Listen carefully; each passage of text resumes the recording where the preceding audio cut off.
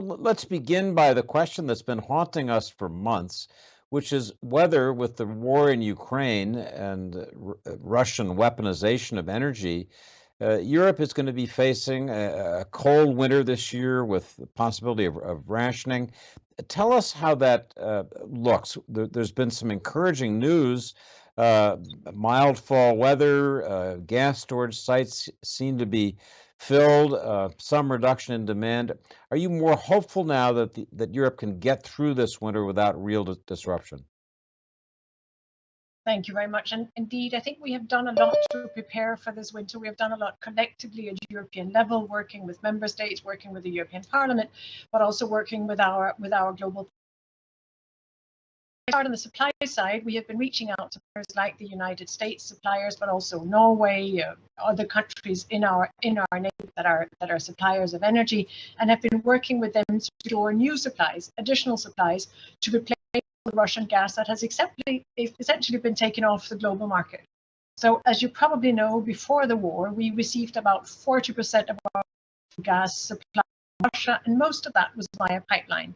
Russia has disrupted a lot of those flows, and we have responded by Repower EU, saying we need to step out of this dependence from Russia. And so a lot of fossil gas has been taken out of the global market, and we have needed to replace supply. So we have worked on the supply side to get additional supplies. We have also, or alternative supplies. We have also worked on the demand side, essentially by taking measures to reduce our demand across the European Union by energy savings, by fuel switch, by process optimization. And we have put in place measures to achieve that, and again, jointly at European level.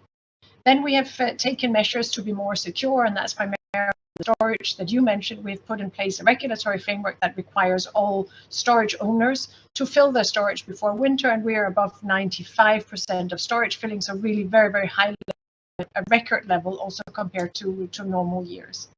And then we've taken measures, we have made suggestions to try to get the market to function optimally within the European Union.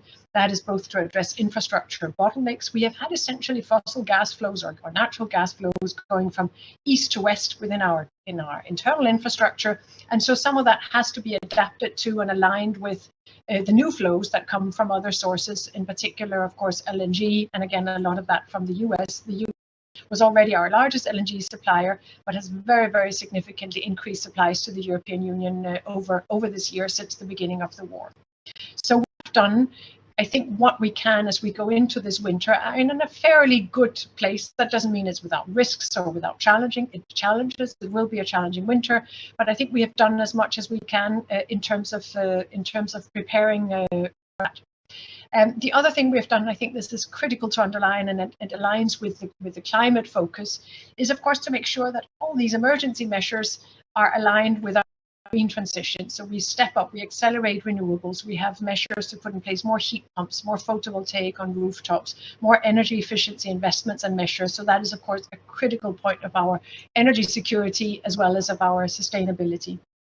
I think a bigger challenge than these coming months, than this winter, will actually be the winter 23-24, because we see that the global energy markets and the global gas markets in particular remain somewhat imbalanced. There's a higher demand than supply, and so there will be challenges there, and be significant levels of Russian gas supply. There will be challenges in filling our storages as we get into the next filling season in March, April in 2023.